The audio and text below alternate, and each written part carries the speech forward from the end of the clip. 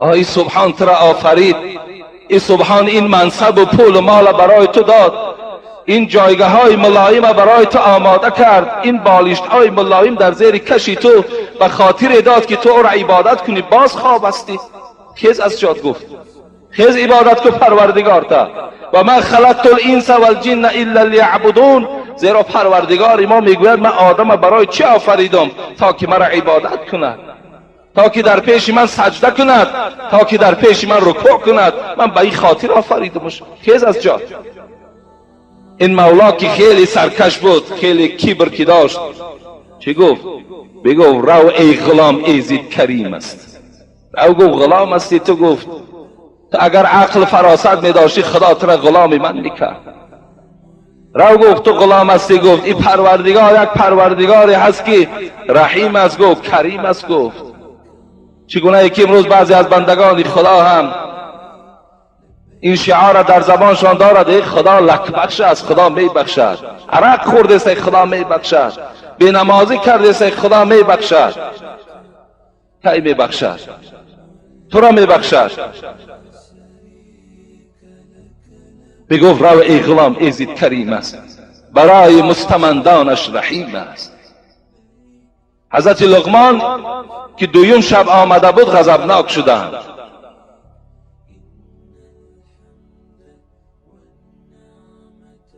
بگفت لقمان با طرف خوجینش ناترسیده، با طرف راهبرش ناترسیده گفت امروز شاید بعضی از شخصای وجود داشته باشد که اگر در زیرش زیر دست های داشته باشد که از حساب او زندگی کنند، شاید دلاوری نشوند که وای به طاعت پروردگار دعوت کنند.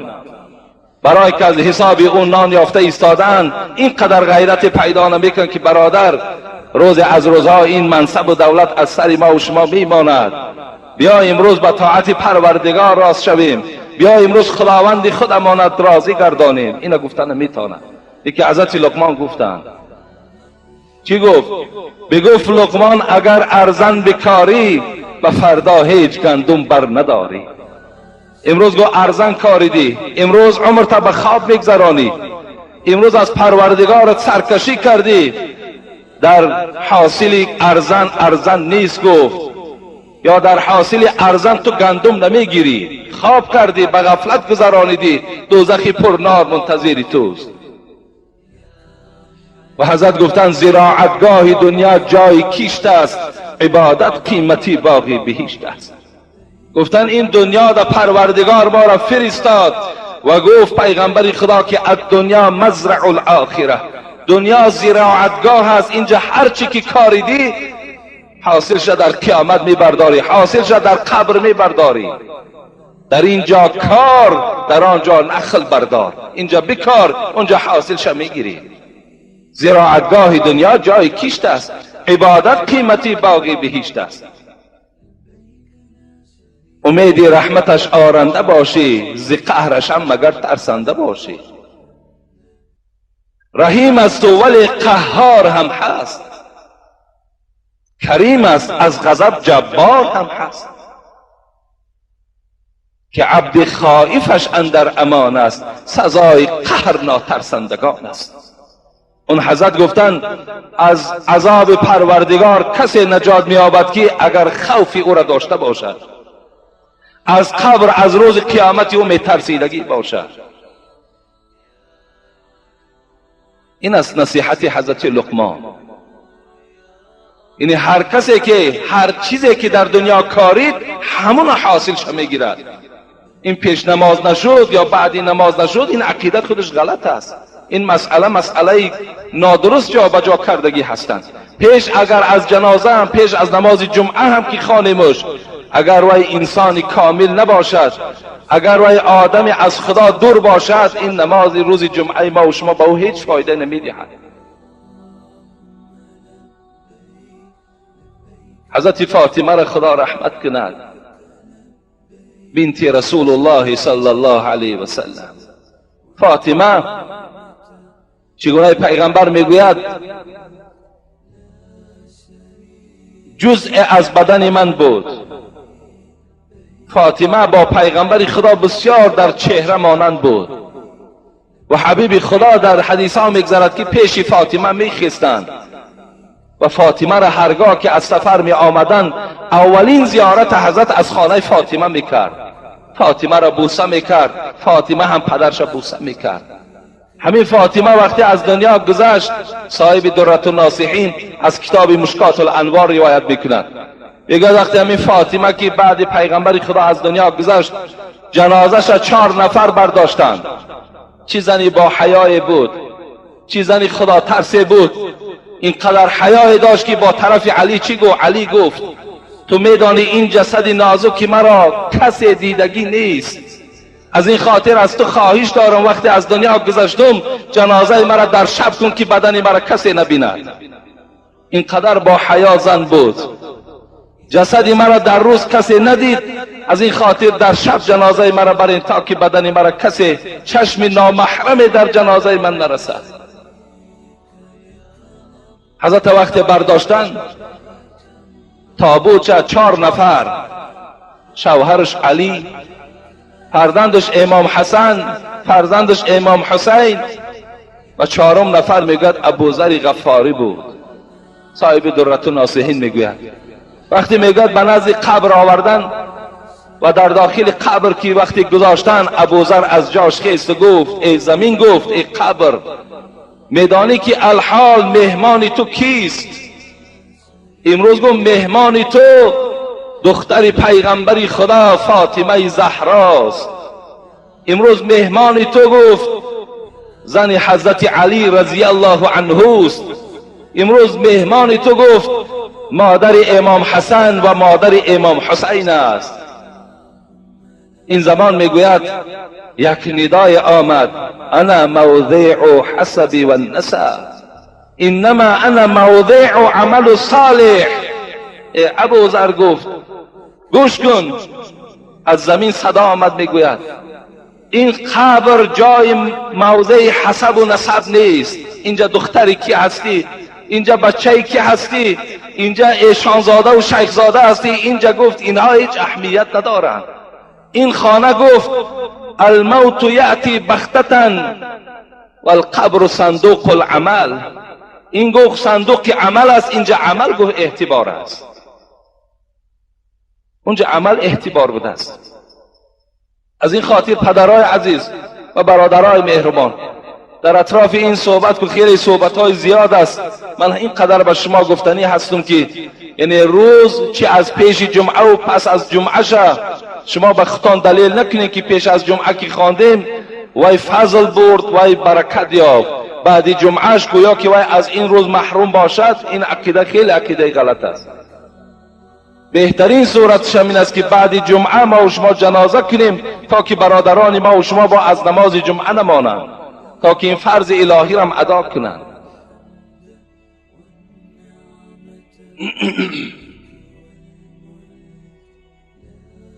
پیش از آغاز صحبت میخواهم یک جای با شما دعا کنیم، زیرا حبیب خدا میگوید الا ان فی الجسد مضغة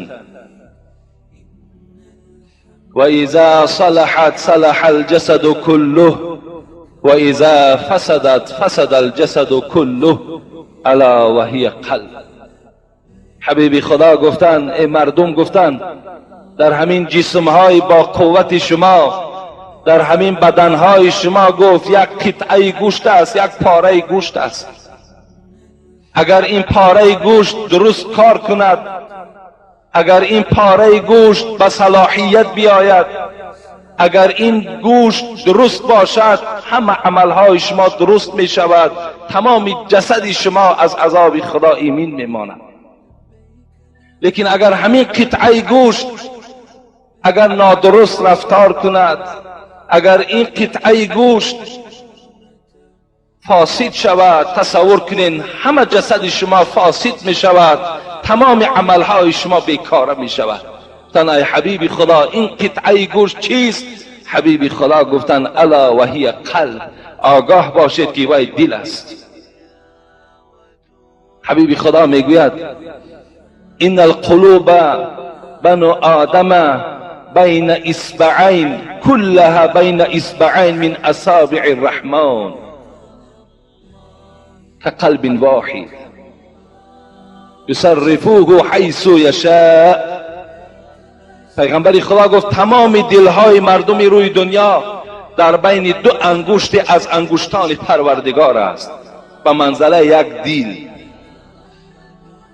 پروردگار خواهد هر گونه این دلهای شما را دگرگون میکند. دگرگون کننده دلهای شما گفت پیغمبر این الله هست. گفت از این خاطر یک جای دعا کنیم که اللهم یا مصرف القلوب صرف قلوبنا علی طاعتک. ای دگرگون کننده دلها، ای تغییر دهنده دلها، ای ذات پاک دلهای ما را زمانی که دگرگون میکنی مشغول به طاعتت بگردانش. و حبیب خدا گفتن ان ابعد الناس من الله القلب القاسی. دورترین از رحمت پروردگار نفری هست که دل سیاه داشته باشد. خدایا دلهای ما را سیاه مگردان. خدایا دلهای ما را با این شرافت امر معروف نهی منکر نورانی بگردان. خدایا دلهای ما را به نور قرآنت، به نور این روز جمعهت خدایا منور و روشن بگردان. حبیب خدا میگوید لا يدخل الجنة من كان في قلبه مثقال ذره کبر. کسی اگر در دلش به منزله یک دانه ارزن کبر داشته باشد وای اصلا وارد جنت نمی شود. گفت پیغمبر خدایا از دل ما کبر و کینه و حسد دور بگردان. اللهم إن نعوذ بك من البرص والجذام وسيء الاسقام. خدایا به سوی تو پناه طلب میکنیم از بیماری که پوست ما را سفید میکند و به سوی تو پناه طلب میکنیم از بیماری دیوانگی و به سوی تو پناه طلب میکنیم از جمیع زخمهایی که در بدن ما میبراید. و خدای مهربان تا جمعه دیگر این جمعیت ما را در حفظ امان خودت نگه بدار. و خدایا این جمهوری ما را باز پیشرفت و باز اقتصادش را خدایا بلند بگردان. و رهبر دولت ما را خدایا عمر دراز و تن صحت و خاطر جمع نصیبش بگردان. آمین یا رب العالمین.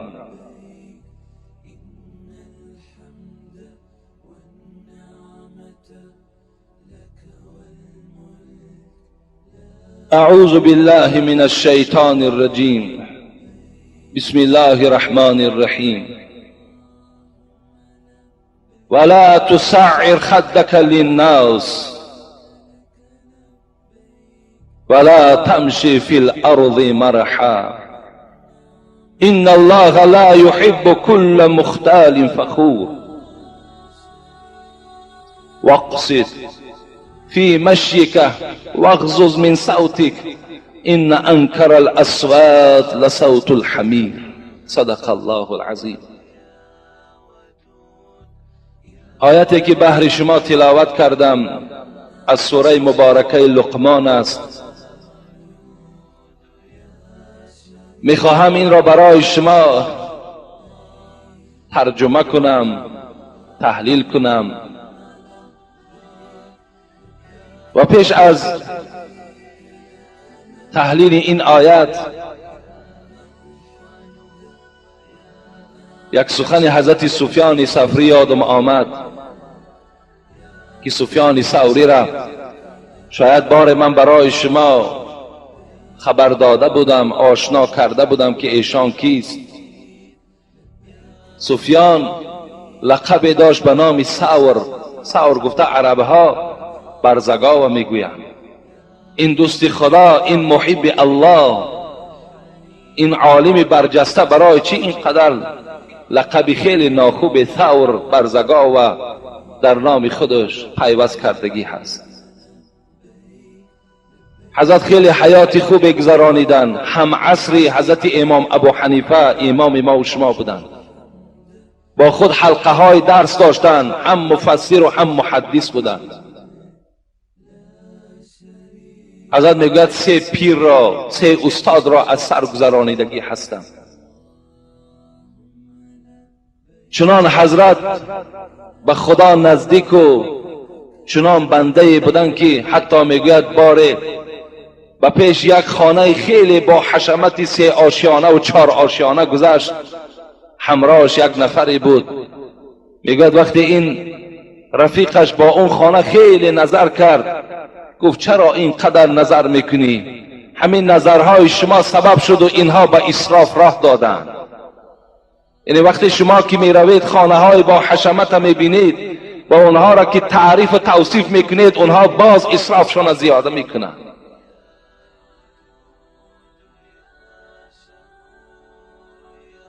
لقب ثور از کجا پیدا شد؟ باره میگوید حضرت سفیان ثوری به مسجد آمدند.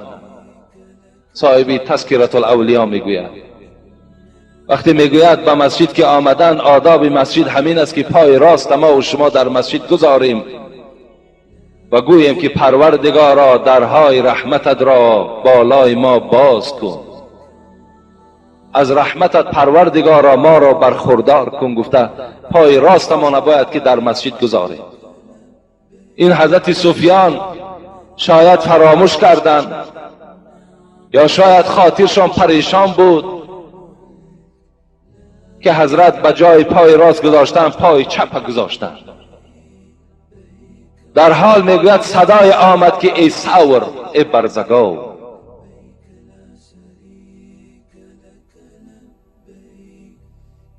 ای برزگو. حضرت میگوید با شنیدن این کلمه از هوش رفتن. زمانی میگوید وقتی به خود آمدن، وقتی او را سفیان که فریاد میزدن، میگفت نه من سفیانی، مرا بلکه ثور گوین، زیرا که من یک غیب، ندای غیبی شنیدم که ما را ثور، ما را برزگاه گفتند. و میگوید با سوی جسد خود گفت تو گفت مادام به آدابی که کردی، ترک آداب که کردی، تو را از روی خط انسان ها خط زدند و در روی خط حیوان ها نام تنویساندند. ترک آداب کردی. پیغمبر خدا میگوید شرف الانسان بالعلم والادب لا بالمال والنسب. در مالداری و در نسبداری و در وظیفه‌داری و در دیگر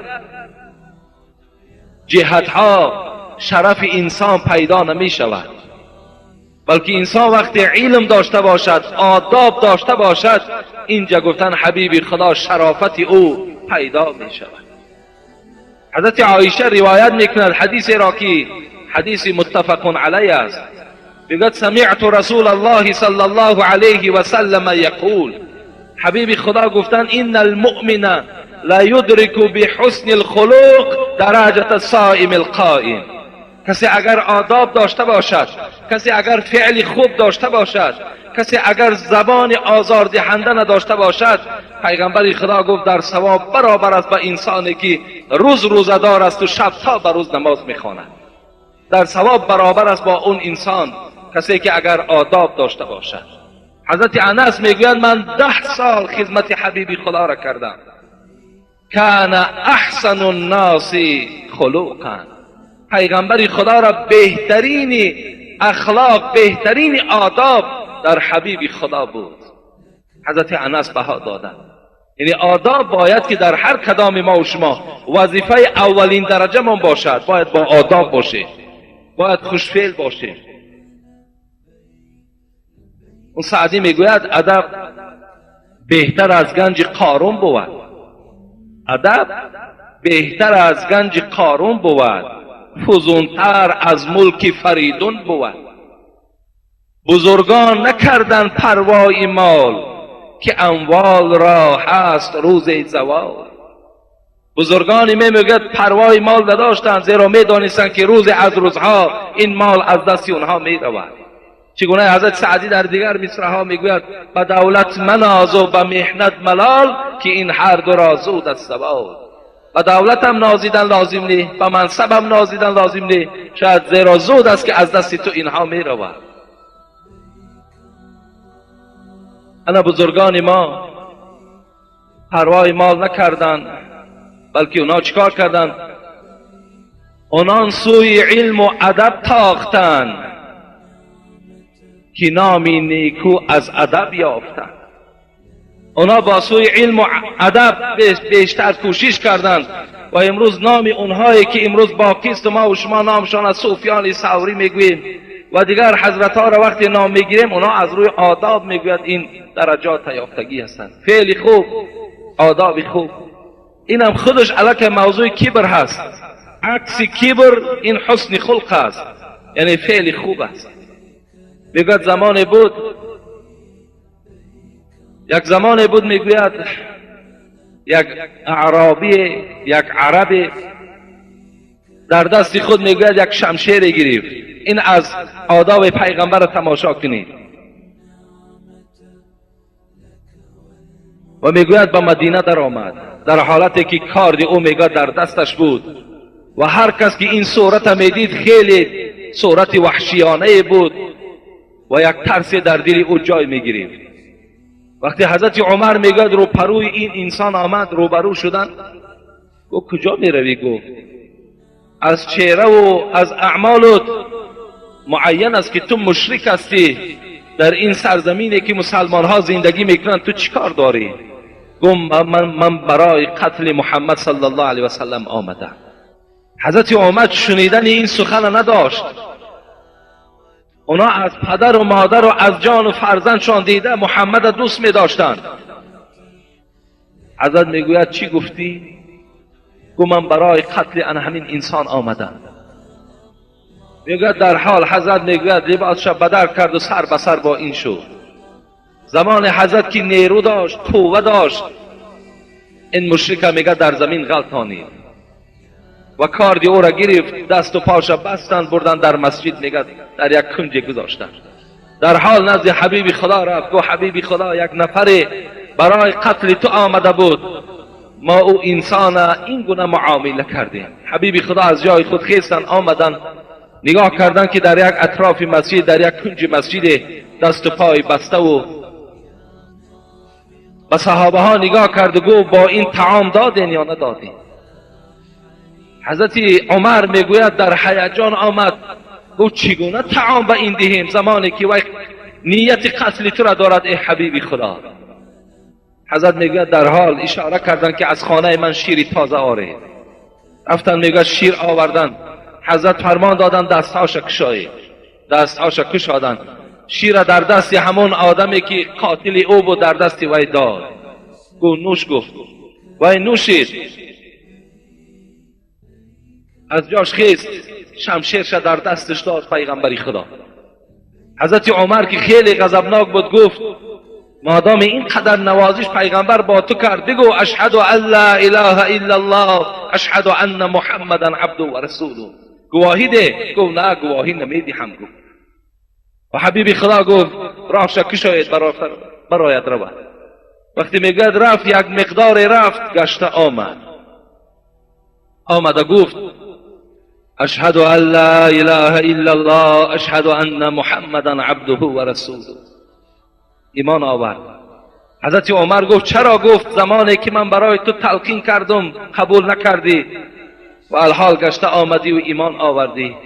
گفت اگر اون زمان من ایمان می آوردم شما می گفتید که وای از ترس ایمان آورد، وای از شمشیر ترسید، وای ایمان آورد. لیکن این ایمانی که من آوردم از روی آداب پیغمبر آوردم. این معامله که پیغمبر با من کرد این مرا وادار کرد که من ایمان بیارم، که زیرا که این دین دینی حق است. این آداب خوب یک آدم بیگانه را آشنا میکنه، آدم بیدین دیندار میکنه اگر ما و شما آداب داشته باشیم. حضرت سفیان ثوری را خدا رحمت کند این گونه آداب داشتند. وای چی میگوید؟ کل معصیت عن شهوت فإنه يرجى غفرانها و کل معصیت عن الكبر فانه لا یرجى غفرانها. هر یک گناهی که از روی خواهش نفس شود احتمالی دارد که وی پروردگار بخشد گفت. لیکن هر یک گناهی که از روی کبر اگر به وجود آید احتمالی دارد که وی خدا نبخشد. گناهی که از روی خواهش نفس اگر کرده باشیم، حضرت سفیان ثوری گفتند احتمالی دارد که وی پروردگار ببخشد. لیکن گناهی که از روی کبر، اگر از روی تکبری، از روی سرکشی اگر به وجود آمده باشد، این پروردگار گفت احتمالی دارد که نبخشد. و حضرت دلیل کردند. چی دلیل گفتند؟ گفتند و ذلت آدم کان اصلها من الشهوه. زیرا گفتند همون خاری و همون رانده شدن حضرت آدم از جنت اصلش از شهوت بود، اصلش از خواهش نفس بود.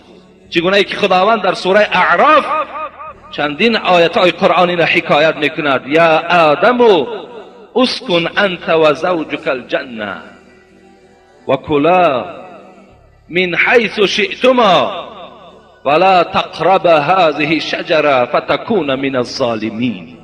خدا گفتش وقتی که آدم آفرید، وقتی آدم پیدا کرد، او را وقتی وارد جنتش کرد و از قبرغه چپ او همسر برای او حوا را آفرید، برای او چی گفت؟ کلوا فکلا من حیث شئتما. انا همین سرحد جنت همش در اختیار تو ای حضرت آدم.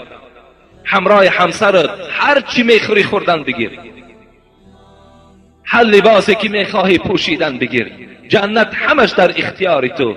ولا تقرب هذه الشجره، لکن با این درخت نزدیک نشو. فتكون من الظالمین، اگر تو با این درخت نزدیک شوی ای آدم تو از جمله ظالمان میشوی. مفسرها در باب این درخت، اگرچه در عقیده ما و شما میگیم وای آدم گندم خورد، گندم هم آمده است، لیکن مفسرها در این روایت صحیح وجود ندارد. نمیدانند که کدام درخت پروردگار گفت.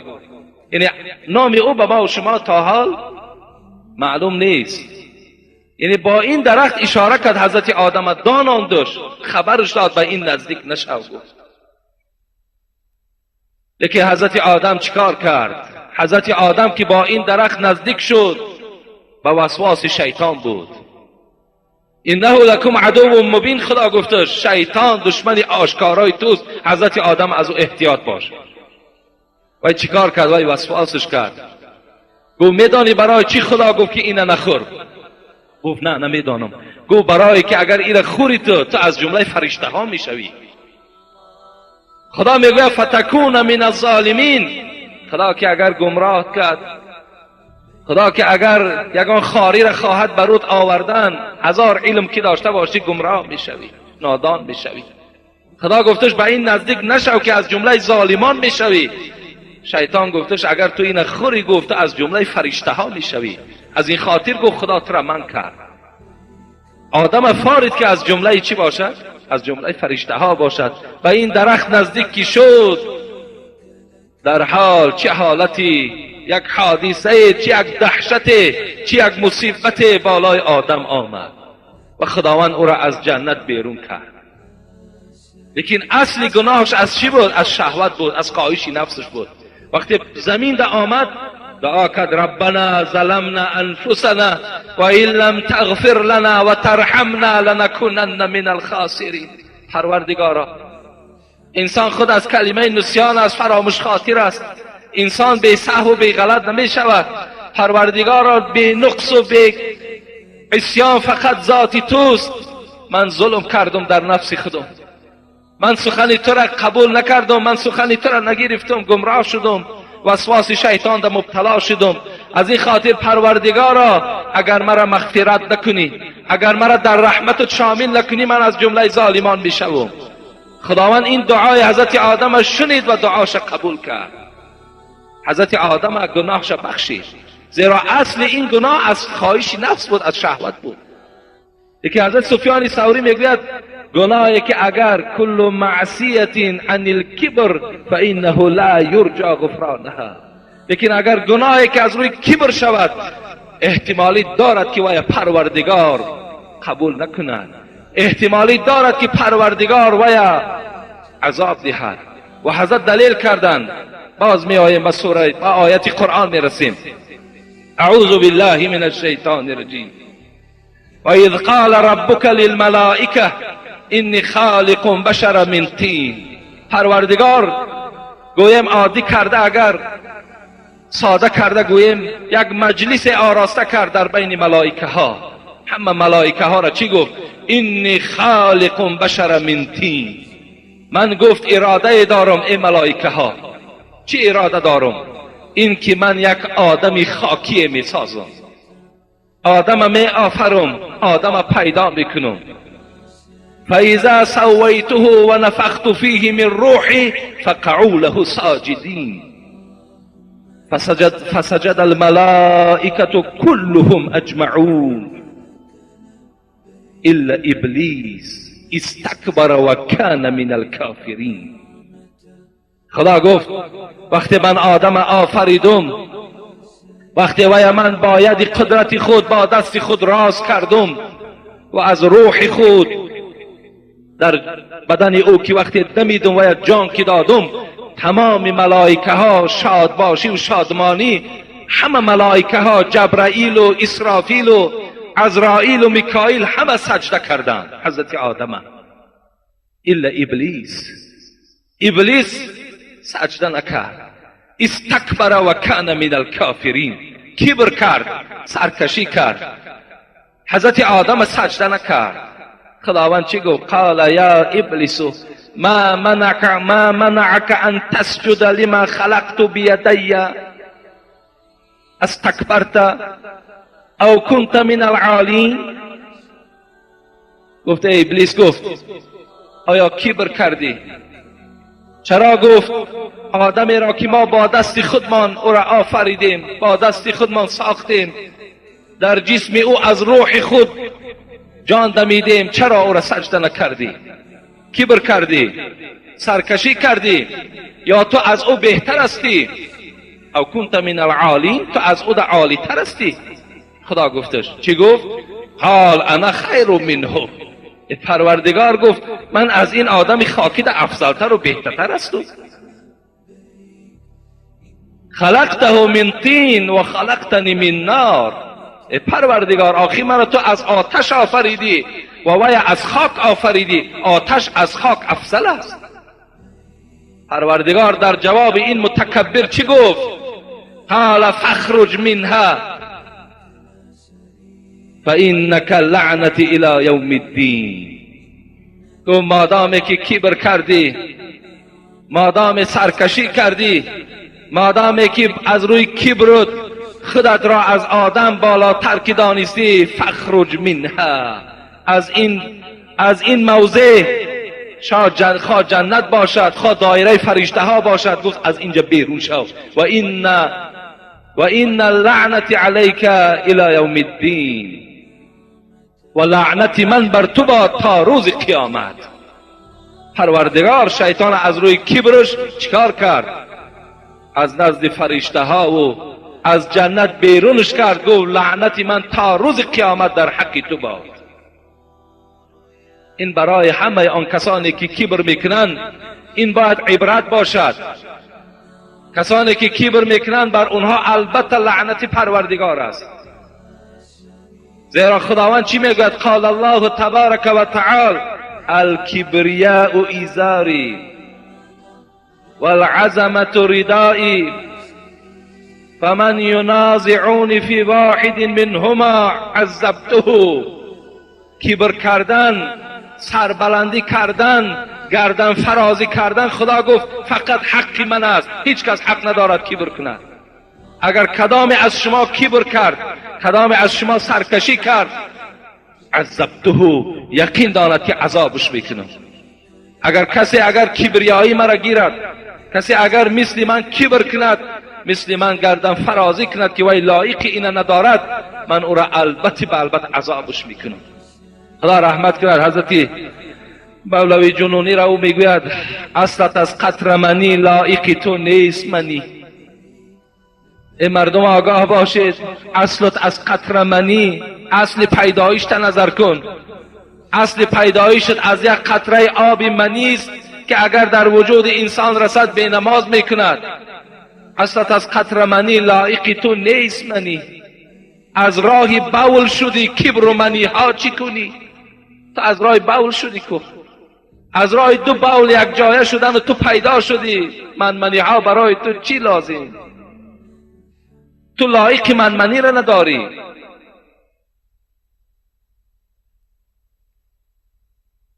این باید برای همه متکبران درس شود که شیطان که یکی از نفرهای بود که معلم فرشته ها بود، با خود قدر داشت، با خود جا و مکان خاصی داشت، با سبب کبر چیکار کرد؟ با سبب کبر از این منزلت و از این جا خالی شد، دور شد. بازم این پروردگار گفت لعنت من تا روز قیامت در حق تو میرسد. امروز بسیار است انسانهایی که البته این گونه کبرها را دارند. میگذاریم در آیت کریمه که در اول من برای شما تلاوت کردم. ولا تسعر خدک للناس. حضرت لقمان فرزندش نصیحت کرد که این در سوره لقمان وجود دارد. فرزند من، از حساب گردن فرازیت به مردم روی تروش نکن. یعنی هیچگاه روی خودت را تروش نکن. هر کسی با تو معامله میکند قواق نانداز. چگونه که صحابه های پیغمبر خدا میگوید ما رأیت رجلا اکثر تبسما من رسول الله.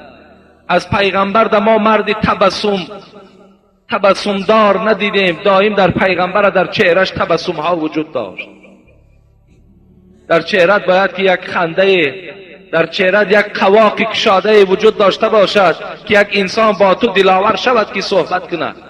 یک انسان از تو دلاور شود که یک سوال را از تو پرسان کند. حضرت گفتن هیچگاه روی خودت را ترش نکن. در گلستان قصه میگذرد، گلستان حضرت شیخ سعدی، میگوید یک درویش بود، خیلی بیچاره فقیر بود است. شاید یک بیماری در خانش پیدا شد، شاید یک مصیبت در خانش پیدا شد. خواست که از کسی قرض گیرد، خواست کسی برای او یک قرض حسنه دهد، یک قرض بے فایز دهد. و از یک عالم آمد. عالم گفت که فلانی دکان دارد، فلانی حجره دارد، کابینت دارد، پول دارد، با وی مراجعت کن، وی پولدار است، شاید که برای تو پول دهد. این آدم درویش چیکار کرد؟ آدم بیچاره درویش، آدم فقیر، آدم نادار سرگردان می شود، پریشان خاطر می شود. حضرت میگوید با پیشی همون مرد رفتن.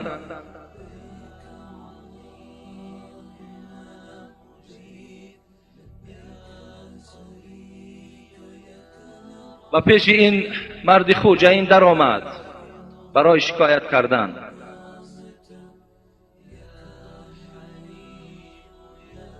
وقتی پیش این خوجین در آمد خواست که عرض دل کند، نگاه کرد که قوق‌های داخته، نگاه کرد یک چهره تروش. البته بعضی از دولتدارها و بعضی از منصبدارها آدم فقیر هیچ نمیشمارد، هیچی نمیداند، گویا که وی انسان نباشد. پیش از آنه که این یک حکایه یادم آمد، وهب ابن منبه روایت میکند، میگوید یک آدم ثروتمند بود، خواست که بیرون شهر یک سیر دهد. برای خدمتگارهاش چی گفت؟ برای خدمتگارهاش گفت که برای من لباسی خوب بیارید. میگوید هر جفتی را که می آوردن معقول نمیشد، شاید صدها جفت لباس آوردن، هیچ کدامش معقول نمیشد. آخر تمام لباس هایی که داشت آوردن در پیش گذاشتن و یکی از اونها را بهترینش جدا کرد و در بدنش پوشید. گفت برای من یک اسب بهترین آرید. میگوید هر چی که می آوردن اسبها معقول نمیشد. و آخر حضرت در پیشش همون گله اسب آوردن، خود از بین اسب ها میگه یک بهترینش جدا کرد و سوار شد. میگه در راه وقتی شهر که سیر میکرد، مثل گویم که بعضی همون متکبرانه که امروز صاحب همون ماشین های خیلی بدوایمه و کلانه هستن که دیگر نظرشان به مردم نمیرسد، در بالای اسب زیبا سوار و به اطراف نگاه نمی کند، فقط پیش نگاه کرده و به سوی آسمان. این زمان میگوید کسی میگوید همون لجام اسب داشت. وقتی نگاه میکند یک آدمی فقیر، یک لباس های کندگی. گفت تو اینقدر غیرت پیدا کردی که لجام اسب مرا میداری؟ تو میشناسی من کی هستم؟ این درویش گفت من تو را ناز میشناسم، یکی من با تو یک صحبت دارم، یک جمله هست من میخواهم به سمع تو رسانم. گو زمان من از پایان کی شدم، اون زمان آمده شکایت کن، من به جمله تو جواب میگویم. گو میخواهم الحال در نزد گوشت گویم. دید که بسیار این درویش هم سختگیر است، میگوید گوش پایان کرد. گفت ای مالدار، گفت من عزرائیلم. وقتی مالدار میگوید شنید عزرائیلم، یکی یک بار چهرش متغیر شد، یکی حالتش خیلی ناخوب شد. و عزرائیل هستی؟ گفت بله عزرائیل هستم. گفت بسیار خوب. گفت فرصت نیست که پس گردم و رفته با زن و فرزند خود یگان وصیت کنم. گوشت نزدیک بیار. گو الحال الله میگوید این زمان یا زمان جان او را بگیر، او را پس نمان که به خانش بیاید. فرصت نیست. گفت و حضرت میگه دستش دراز کرد و جان این متکبر میگه گرفت، مثل که از بالای میگه اسب مثل یک تخته در زمین زد. این آدم متکبر بسیاری وقت نظرش به آدم درویش نمیگذرد، لیکن فراموش نکنیم شاید همون درویش در نزد خدا قدر داشته باشد و وی قدر نداشته باشد. چی میدانی؟ گفتی شاعر کس نمیداند در این بحر عمیق سنگریزه قدر دارد یا عقیق. کسی نمیداند در نزد درگاه پروردگار کی با قدر هست. در بعضی حدیث ها برای شما خوانده بودم که پیغمبر گفت هر طلبنده ای که خانتان آمد و یا محروم نکنید، چیزی به وی دهید، زیرا بعضی از ملائکه ها خودشان را به صورت درویش ها می درارند و شما را می خواهند امتحان کنند. این درویش میگوید حجره این خوجین در آمد، قصه ای که حضرت سعدی در گلستانش کرد. قوقهای او را که دید خیلی ناراحت شد و در حال برآمد و در همون حجرش پوشید. این عالم گفت چرا اینقدر تیز برآمدی؟